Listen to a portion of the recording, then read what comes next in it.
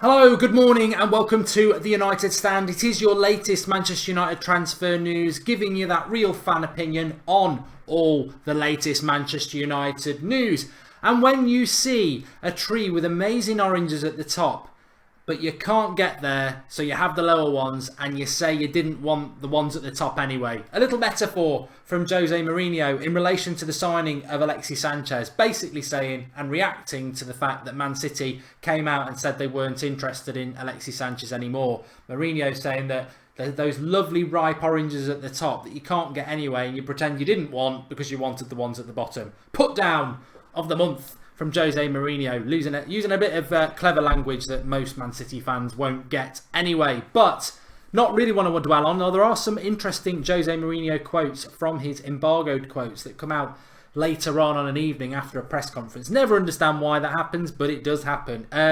He has said that there will be no players leaving Manchester United other than Axel Tuanzebe, who went yesterday, and no more players coming in January. However, do you believe him? Do you really believe him? And also, he refused to speak about Seri from Nice and a couple of other things that I want to talk about as well. But what he did speak about yesterday afternoon, I thought was really interesting, was about Cristiano Ronaldo. Does Mourinho fancy bringing Ronaldo back to Manchester United? It's a topic that we've spoken about many a time. And I said only last night, that I can't see Ronaldo coming back to Manchester United now for one simple reason. He is CR7. He wears number 7 and Manchester United cannot offer him number 7. We've given it to Alexis Sánchez. We've given Alexis Sánchez a fantastic contract, a fantastic opportunity, and I'm sure that the iconic number 7 shirt of Manchester United was a big part of that pull. There is no way that we are going to give it to somebody else in the summer and say, you know, that number 7 shirt we gave you in January, we're actually going to give it to somebody better now. We're not going to do that. So would Ronaldo come back to Manchester United and not wear the number 7 shirt? Maybe wear the number 10 shirt? Maybe wear the number 9 shirt?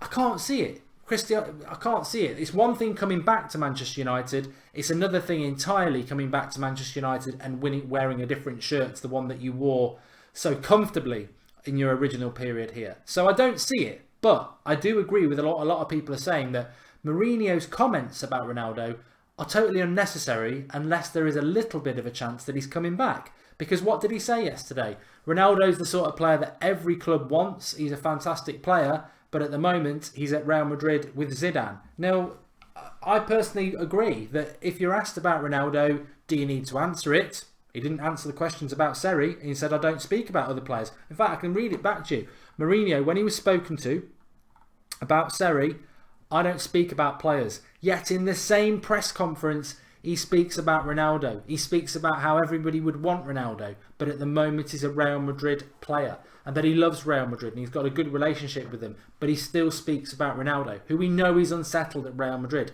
But we can't offer him the number 7 shirt. So what does it all mean? What it means is that we will continue to be linked with Ronaldo until he moves from Real Madrid or he signs a new contract there, which I think is probably more likely because I don't see what we can offer him. If it wasn't the number 7 shirt, I'd probably say, you know, Mourinho's comments are quite mischievous. He never says anything without reason. So, look, I disagree that it's out of the question, but I do see the number 7 shirt as insurmountable. And I also think that why has Mourinho mentioned it? He doesn't need to mention it. He doesn't need to answer the question. Or he could just say, no, Ronaldo won't come back to Manchester United this summer. Because he will know that. He hasn't. He's left the door wide open and you wonder why he's done that. He did say it'll be a short transfer window for Manchester United in the summer though, and I still do, and I'm comfortable with that. I think it'll be a couple of players that come in, and with Fosu Mensah coming back, Pereira coming back, Tuanzebe coming back, the youth players are all a year older, Sanchez added, I think that Manchester United probably have got the squad if the 2 signings are of top quality signings. I don't think you can afford to buy a player that's, maybe. They've got to be 2 top-class signings. At the moment, and I change it every day, it's Dybala and Milinkovic-Savic. Add those 2 players to our squad, and we're dancing. We really are. Linked today, as you can see below, we have been linked to Fred from Shakhtar Donetsk, as have Manchester City, 24 years of age, 5'6.5". It's a bit of a weird one, this one. I don't really get it, because I was doing a bit of research on his contract, and from what I've found, he actually signed a new contract at Shakhtar at the start of January, which keeps him there till 2023. So why is he available now? I don't think he's a January signing. I think he's a summer signing. So yes, it could happen, but he's got a long time left on his contract. He's of a decent age, so I'd expect he would probably cost about 30 to 40 million pounds. Typical sort of box to box, good off both feet, good at driving forward with the ball, good at passing, quite tenacious in the tackle. It'd be a good signing. I think he fits Man City and the Fernandinho sort of player more than he fits Manchester United, but we are linked to him. Interesting. Of more interest to me is Julian Weigl of Borussia Dortmund, who we mentioned earlier in the week. Early 20s, 6'2", very cultured player, operates between the defence and the midfield, likened to Michael Carrick, very similar to sort of Michael Carrick player, reads the game fantastically well, and there was a quote in the Manchester Evening News that Manchester United are very confident that they can sign him. Interesting if that is the case, because again, I would take him at Manchester United. A Weigl and a Dybala would be very good, although I probably do prefer Milankovic Savic or a Fabinho. But interesting that we are linked to a player of that quality. Yeah, so interesting to see what happens with that. No players leaving Manchester United if we take Jose Mourinho at his word. There'll be nobody leaving this January. Interesting that with a few days left, Fellaini has still not signed a new contract. It doesn't mean that if he hasn't signed a contract by Wednesday, he's still going to leave. He can still sign a new contract in February, March, April. And the rumour is that Manchester United, or Mourinho, is desperate to sign Fellaini on a new contract. I'm hoping and praying that he doesn't sign a new contract and he moves on, because I think Manchester United need to move on from Fellaini. He's into his 30s now, and he's a divider player. And I think if you get rid of him, you bring in a tall Milankovic, Savic or Weigl, and we move on. And I'd like to see that happen. Darmian, I think, has done very well to survive January. I look back at his performances this season and they've been shockingly bad. And he needs to leave Manchester United. But he survives because I think Mourinho likes him and sees him as a decent backup, even if we don't.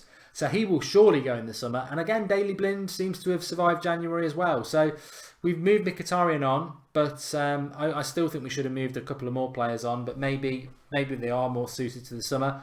I'm not convinced that we're not going to do another deal before Wednesday. I mean, percentage-wise, yeah, it's probably higher percentage that we're not going to sign somebody. But I still think that the Mesut Ozil one is one to watch. If he doesn't sign a new contract by Wednesday, yes, he can still sign a new contract like Fellaini can after that point. But Arsenal are playing a dangerous game then because he is free. If he doesn't sign the new contract, he goes for free in May and Arsenal get nothing. So almost feel that Arsenal might push it if they realise he's not going to sign a new contract. But maybe he will. Maybe he lacks ambition and he will sign a new contract at Arsenal. We'll see. But I don't think that's dead yet. Just picking up on some of the other things that Jose Mourinho said. He also said that, I think I might have covered most of it. He's talking about the Alexis Sánchez signing. And he basically was saying he could have gone anywhere. He had lots of choices. He decided to come to Manchester United. You have to ask him why. He says, I've got many doubts about the numbers that are written in relation to the wages that he's been paying. They're not exactly the numbers. Also, in perspective, how much would Sanchez cost in a normal transfer if he had 3 years left on his contract? I would say 100 to 150 million pounds roughly, which I would agree with. So he's effectively come out and said that Man City are lying, that they didn't have a choice to pull out of the Sanchez deal because Sanchez wanted to come to Manchester United, that the wages being floated out there are a load of rubbish, and that a lot of that is to do with the fact that Sanchez was cheap, and we've pulled him in. Absolutely fantastic signing, as I've said before. It is Friday, and we have got a game tonight. We will see Alexis Sanchez play, so make sure that you do join us tonight on the United stand at 5 to 7 for a 5 to 8 kickoff. So we'll be live at 5 to 7 with the team news all the way through till full time. We've got fan cams at Yeovil as well, all set for Alexis Sanchez's debut. So drop a like on the video, get commenting below. I'll be replying to your comments this morning, so do get commenting, and I'll see you all later for the watch along. Thanks for watching.